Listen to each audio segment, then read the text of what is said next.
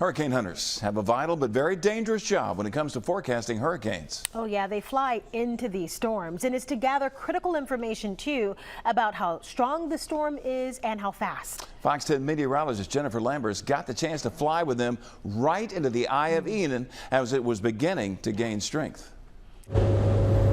Traveling into the eye of the storm. This is just a part of the job for the hurricane hunters.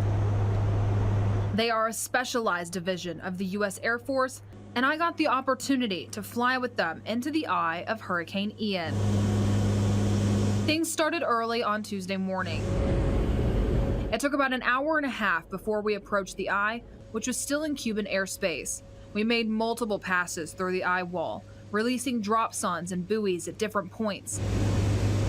That allowed us to collect data on pressure, wind speed, temperature, and also wave heights. This information then goes to the National Hurricane Center.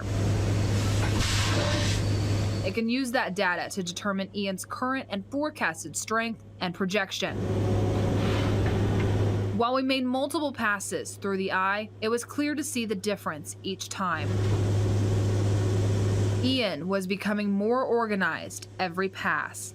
By the time we reached our final pass through, the eye was an incredible sight. What we call a stadium effect, a calm and quiet center, much different from the turbulent ride we took to get there. I even managed to capture a rainbow on the inside of the storm, an eerie sight, something so destructive, but also creating beauty.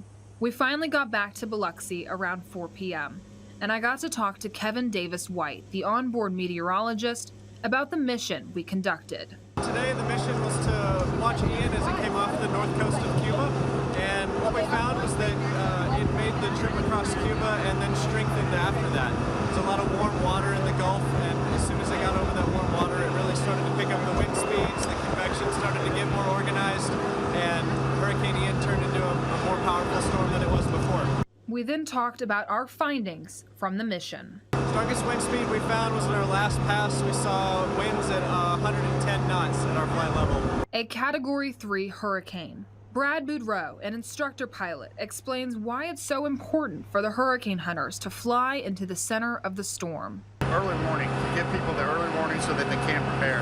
That's what it's all about, and we can, with our data that we give to the National Hurricane Center, their forecasters can better determine what area is going to be hit and what area really needs to focus on evacuating.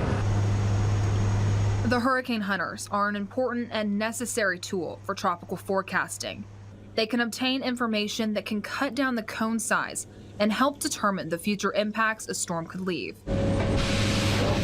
So thank you, hurricane hunters, for helping us prepare, if just a little, for the impacts of devastation. And as for me, would I do it again? Oh, absolutely.